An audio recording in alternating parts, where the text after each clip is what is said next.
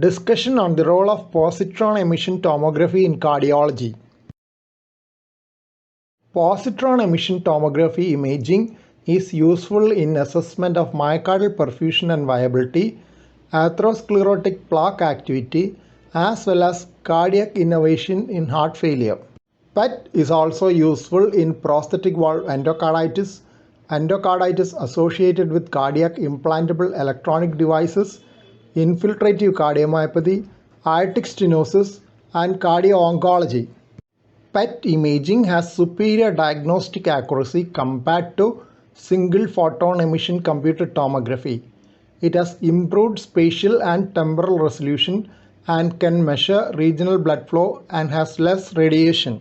In PET, high energy gamma rays of 511 kilo electron volts are emitted at 180 degrees during annihilation of positron and electron. This compares with 140 kilo electron volt for technetium. The high energy gamma rays are absorbed by the detectors, giving better resolution images. The radiation exposure of PET was reported as 6 millisieverts versus 11.6 millisieverts for SPECT. A meta-analysis compared rubidium-82 PET with SPECT regarding the detection of obstructive CAD. 15 studies on PET and 8 studies on SPECT having 1,344 and 1,755 patients respectively were included. They concluded that rubidium-82 PET is accurate for the detection of obstructive coronary artery disease and is superior to SPECT. The extent and severity of ischemia and scar noted on PET stress myocardial perfusion imaging has been shown to be a powerful and incremental risk predictor for cardiac death and all-cause mortality compared to traditional coronary risk factors. Thus, PET is useful in risk stratification as well.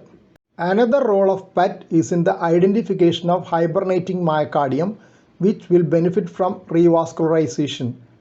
Preserved metabolic activity in the myocardium noted on PET has been considered as the gold standard for myocardial viability. 61 patients with regional wall motion abnormality underwent PET before revascularization. 43 patients who had successful revascularization were included in a study. Patients underwent rest stress N13 ammonia perfusion scans and FDG scans at rest in a fasting state. FDG PET had best predictive value for improvement in wall motion abnormality after revascularization. N13 ammonia PET was useful in predicting non-reversible myocardial scarring when it shows severe hypoperfusion at rest or hypoperfusion without stress-induced ischemia. In prosthetic valve endocarditis, acoustic shadowing by the prosthetic valve makes detection of small vegetations in endocarditis difficult. In a study of 72 patients with suspected prosthetic valve endocarditis, 36 had abnormal FDG uptake around the site of the prosthetic valve. This increased the sensitivity of modified Duke criteria at admission from 70% to 97%. FDG is able to identify inflammatory and infectious processes by measuring the metabolic tissue activity. Authors suggested adding FDG uptake around the prosthetic valve as major criterion for the diagnosis of prosthetic valve endocarditis. Similar role for PET has been established in CIED-associated infections. In a study, 32 of the 42 patients with suspected CIED infection had positive PET-CT. 24 of them underwent extraction with excellent correlation. 6 patients were treated as superficial infection and had clinical resolution. In one patient, positive PET-CT with negative leukocyte scan was considered as false positive due to Dacron pouch. Remaining 10 patients with negative PET-CT were treated with antibiotics and none had relapse over a mean follow-up period of 12.9 months. PET is also useful in the evaluation of cardiac sarcoidosis. In a study, 118 patients were evaluated with FDG PET to assess inflammation and rubidium-82 PET to assess perfusion defects following a high-fat, low-carbohydrate diet to suppress normal myocardial glucose uptake. The presence of focal perfusion defect and FDG uptake on PET identified patients at higher risk of death or ventricular tachycardia in the study.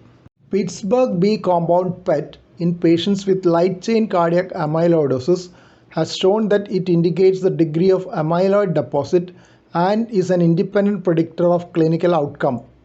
Fluorine 18 sodium fluoride PET may be useful for disease monitoring and localizing amyloid deposition in transthyretin amyloidosis. FDG PET CT can measure disease activity and progression in aortic stenosis.